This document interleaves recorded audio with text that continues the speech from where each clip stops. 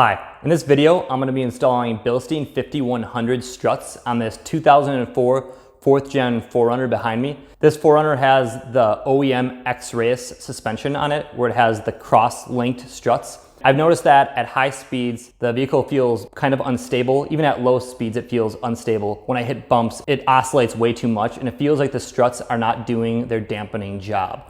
I've also noticed this while towing things, that the rear end of the vehicle takes a pretty harsh impact from the trailer and seems to bounce around a lot. Based on my research, the Bilstein 5100 is a great OEM replacement. It completely replaces the X-REAS suspension. The Bilstein 5100s are adjustable from 0 to 2.5 inches.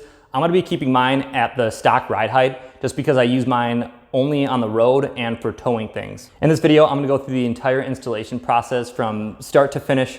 I'll show you the areas where I have difficulty, and then I'll give you an overall viewpoint of what I think of the struts. If you're not a subscriber to the channel, please consider subscribing. Enjoy the video. Lift the vehicle up and remove all 4 wheels. If you haven't seen our Super Garage video series, check it out. In that video, we modified this garage and add this commercial grade lift. Remove this skid plate. Loosen this hydraulic line on either of the front struts. Twist out the bolt and then have a catch pan underneath to catch any of the fluid. Remove the bolt and let the system sit and drain. Remove the bolts holding these front brackets in for the X-REAS suspension system. The front struts, both sides have this bolt. Remove these fittings, and you can use a tubing wrench here. I think it's a 10mm, or just use crescent wrenches. A little bit more fluid came out of this one. My front strut was pretty much empty. Next, you want to remove these 3 bolts holding this bracket on. I'm using a breaker bar to loosen them up. That one just broke off. Once you get these removed or broken, get a pry bar and pry this whole thing off.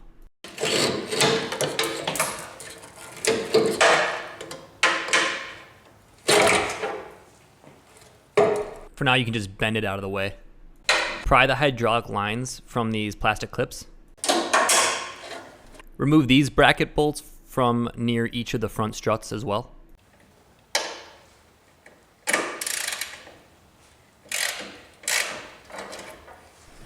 These rear bracket bolts are really difficult to remove. Pay attention to how I remove them. I'll show you what set of extensions I ended up going with. If you wanted to skip this step, you could probably just cut your hydraulic lines and leave this bracket here, but I wanted to be thorough.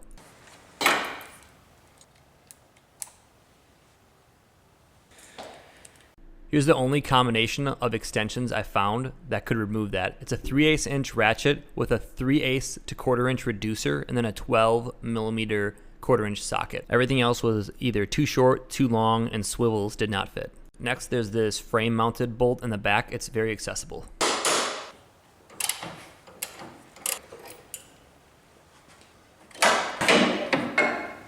Here are my current OEM struts. As you can see, they're really rusty.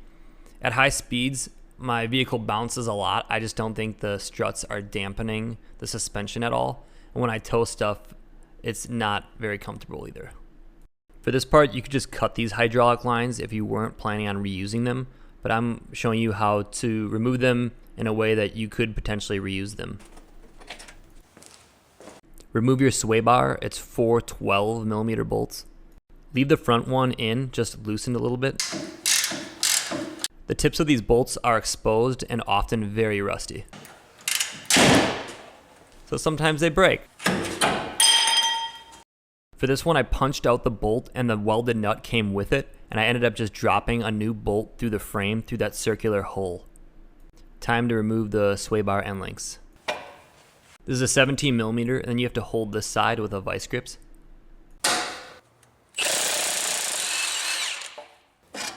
Repeat the process on both sides and then just remove the sway bar. Remove this 10mm little bracket.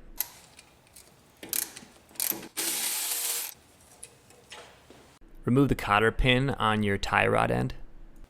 Remove the 19mm castle nut. Keep this nut on a few threads, then use a hammer here to bust this loose.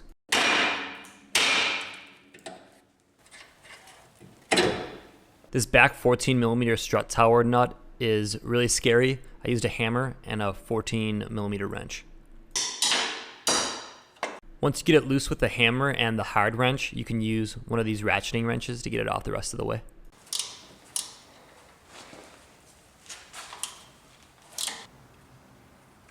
I was dousing all of these in PB Blaster because the exposed threads were pretty rusty.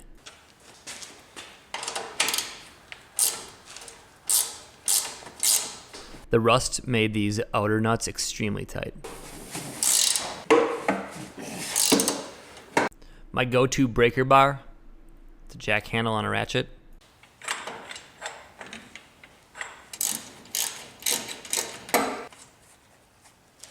I used a 1/2 inch extension and swivel for the lower strut bolt.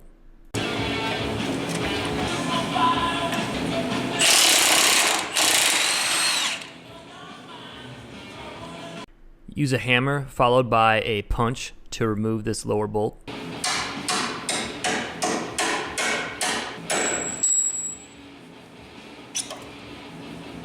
For this part, you want to use something long like this jack handle that I'm using to push down on the lower control arm and pry against the frame of the vehicle. And once you pry down, you can pull the bottom of the strut out of the groove that it sits in. This strut was completely seized. It was rusted in, basically welded by rust. I used this 3/4 inch chisel to break it free. Make sure you don't damage the rubber here. This is what the top hat looks like once you get it off. See all the rust on there? This part might not be 100% necessary. I put one spring compressor on this spring just to be safe. And then I threw a tie down on the strut body just because I didn't want anything flying off when I took this apart. Remove the nut on the top of the strut tower shaft. There's a flat portion that you can reach with a crescent wrench.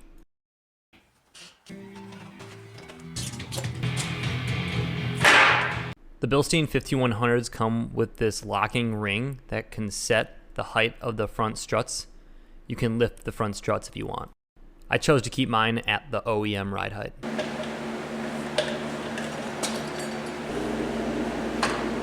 The struts come with a new top nut. The torque spec on this top nut is 18 foot-pounds. For the reinstallation of the front struts, get the 3 bolts from the top hat through their holes and then put a nut on it and just thread it on a couple of threads. And then put the other 2 nuts on, and you can tighten them, but don't tighten them all the way yet. To get the strut back into the bottom groove, it's the exact opposite of how you took it off. Put the pry bar back in the same spot, and I stepped on the pry bar with my right foot while doing this, and it worked well. A partner would be even better here. To get the lower strut bolt in, I had to use the pry bar again in the same way. I had to step on it with my right foot and then stick the large bolt through the bottom. And once I got the bolt aligned and in the holes, I was able to hammer the bolt through the rest of the way.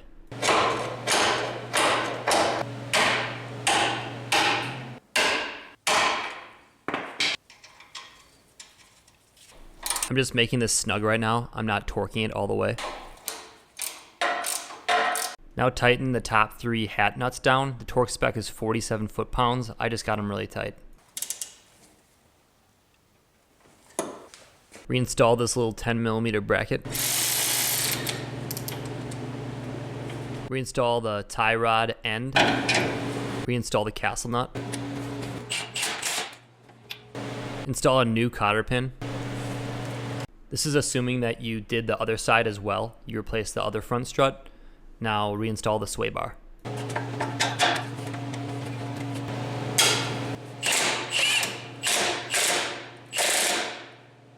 The torque spec on these lower bolts is 100 foot-pounds. Halfway done. For the rear struts, clamp onto this portion of the strut with a vice grip. I used a large 17mm wrench, and then I connected a much larger wrench than that, a 23mm, for additional leverage. The top hat of both of the rear struts broke off while I was trying to remove them.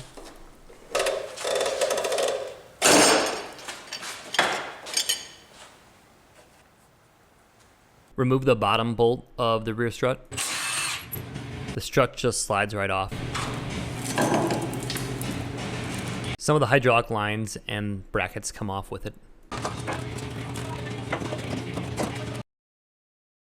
Remove this metal hat with a chisel and don't reuse it. Here's the new rear strut and one of the fronts. They will never look nicer than this. For reinstallation of the rears, get the bottom portion on first. Don't worry about the top part. Put the lower bolt in, but don't get it super tight yet.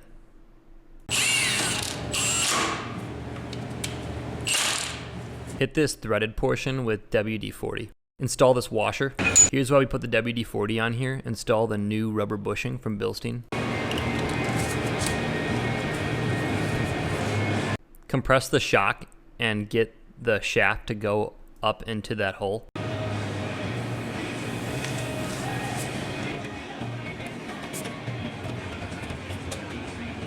Install the rubber bushing and the other washer on top here. Make sure that the protruded portion of the rubber bushings face in. A note here, if you didn't remove that metal hat from before, this will not fit. You need that top threaded portion to come out a little bit more. The easiest way to accomplish this is with a ratchet strap. Install this top nut. The torque spec on here is 30 foot-pounds. Here's how it looks with everything together. Release the ratchet strap. These are 72 foot-pounds. Here's a look at the front suspension with everything back together. It looks so new and so clean. Here's the rear suspension with everything back together. Here's the pile of parts that came off the car. If anything, I saved a couple of pounds. Now it's time to reinstall the skid plates, and then reinstall the wheels. Now it's time for a little test drive.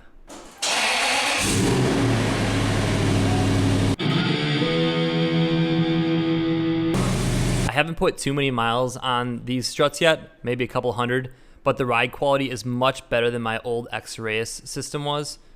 The high speed stability is much better, the car bounces around a lot less. And for towing, I haven't towed anything yet, but it could not be worse than what my suspension was. Overall, I've been extremely impressed with the Bilstein 5100 so far. If you're in the market for a new suspension, I would definitely consider these. They're under $400 for the entire set.